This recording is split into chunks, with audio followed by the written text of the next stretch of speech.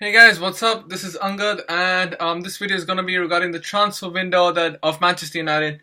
So the transfer window has ended. Of course, it ended a while back at 1 a.m. yesterday for me. So it's been a while, and I've also sort of heard all the stories about it as well, and all the decisions. I mean, all the feedback or all the rather the judgment that everybody has made on social media and through a lot of onto the and regular media as well and podcasts and all that stuff.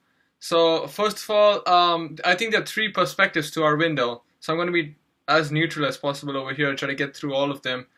So one, let's go dive in deep straight to the Mourinho perspective. So Mourinho hasn't really helped himself at all with all the moaning and everything over the preseason as well. And then he goes up and says he wanted two players. He has given five names about so many months ago. And then he wants two out of those at least, one being a centre back and the other most likely being a winger. And then he thinks he's got to get one and he needs more to compete and all that nonsense. And then you don't end up signing a centre back or a winger.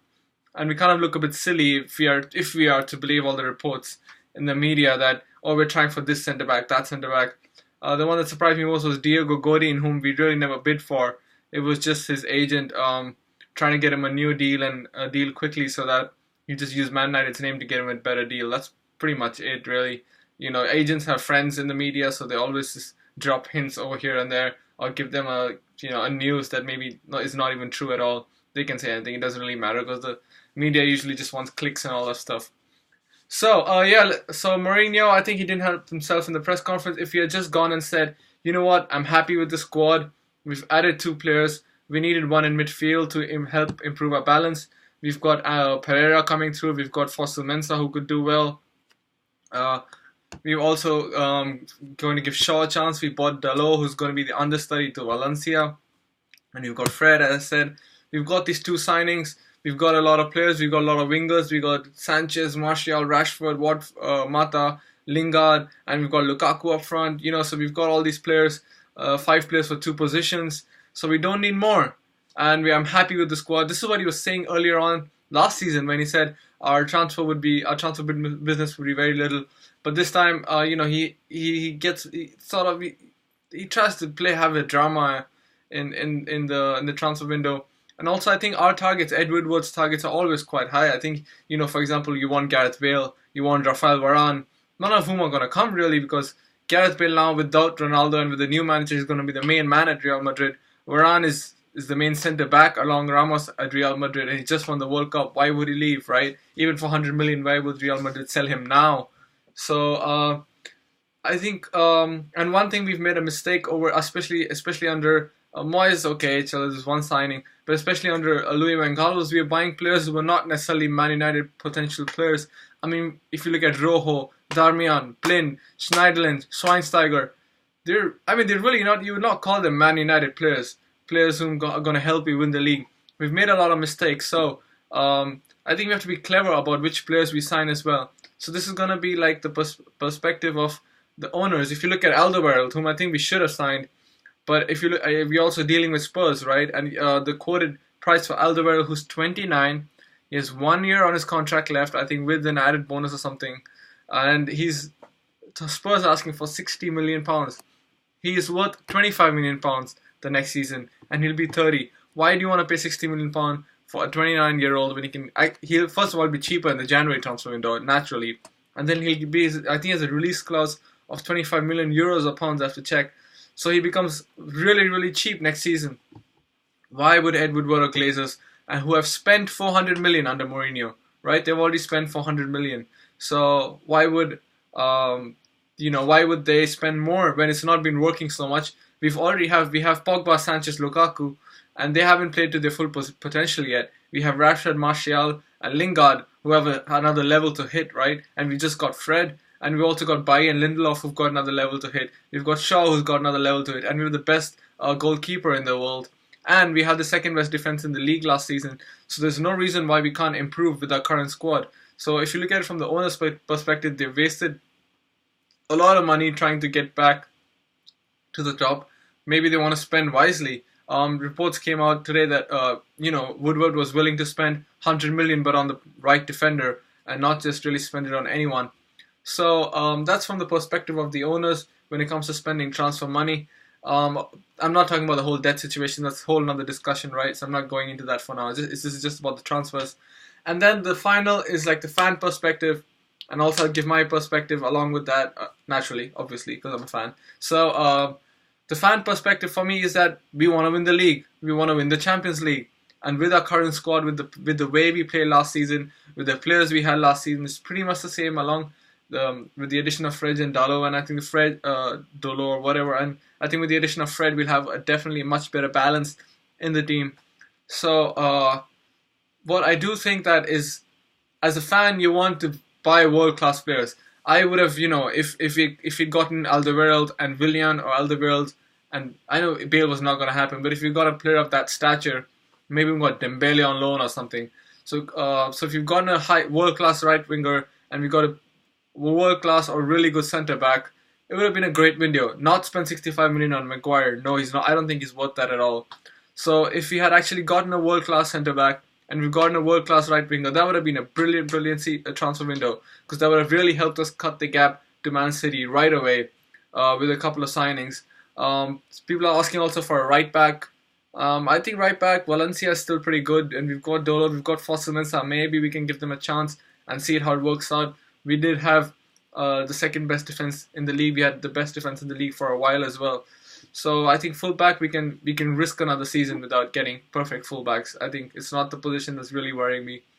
So getting in world class signings can automatically cut the gap to the top, right?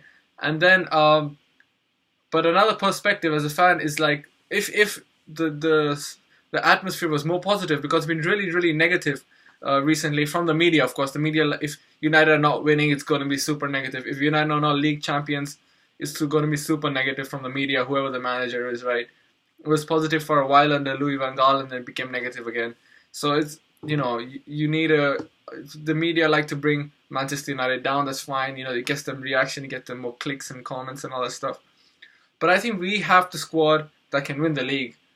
And that's a statement that's very out there. A lot of people are not going to agree with it. And I myself said that if I had my life savings to bet on it, I would bet on Man City and not Man United. But we have the squad to win the league, provided that 7-8 players in our squad hit that next level, and that next level of consistency. Because last season we played really well against the top sides. We got a lot of points against the top sides, but we are super inconsistent against the bottom sides. The match against Leicester comes to mind, and a couple more. Did we beat Burnley as well? We drew a lot of games as well, and there were games we should have won. We should have easily had 8-9 points more than we had last season. So we have to make sure we start beating all the top teams, starting by beating Leicester on Saturday morning for me. So Friday night for you guys, so that'll be Saturday morning 4 a.m. for me before I then take a flight to India.